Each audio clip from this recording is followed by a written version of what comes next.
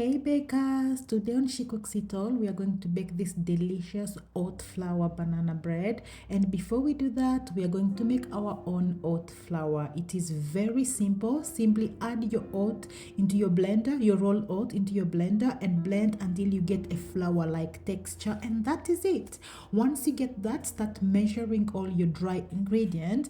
And I have the measurement down in the description below and also on the blog on shecooksitall.com. So measure or get your dry ingredient into a bowl and whisk them well until they are nice and well distributed and well combined, and set them aside. And then we are going to prep our wet ingredients.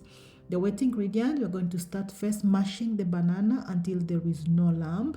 Excuse the light, guys. The sun was coming back and forth and I'm still learning how to do videography and all this good stuff. And I really truly appreciate you guys growing with me. Okay, so we are getting our wet ingredient ready, which is the mashed banana, the egg, the oil, and then the butter, the soft butter. Make sure your butter is really soft, so to room temperature. Leave it out of the fridge overnight. Okay, whisk this together and for just about a minute until it's nice, well combined.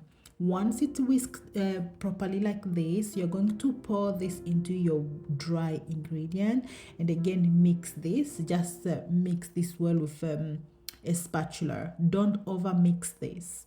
Once it's fully mixed, set it aside to rest for 10 minutes. Oat flour tends to take time before you could hold on wet stuff, so allow it to rest for 10 minutes. In the meantime, preheat your oven at 160 and get your burnt tin ready by just oiling it and again adding in a little bit of flour, because burnt tin can are very hard to get cake out if you don't prepare them properly.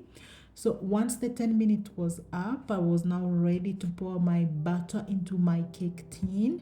And again, as I mentioned, all the recipe, the full recipe is on the blog at shecooksitall.com, and also check the description down below. We are going to bake this for 40 minutes or until the toothpick insert in the center of the cake comes out clean. Once it's out of the oven, allow your cake to cool for about 10 minutes while it's still in the pan before you transfer the cake on a wire rack to cool completely. This is one of the moist, delicious, and not overly sweet banana bread that you can even have as a breakfast, really. I hope you are inspired. Thank you so much for watching. Have a good weekend, guys.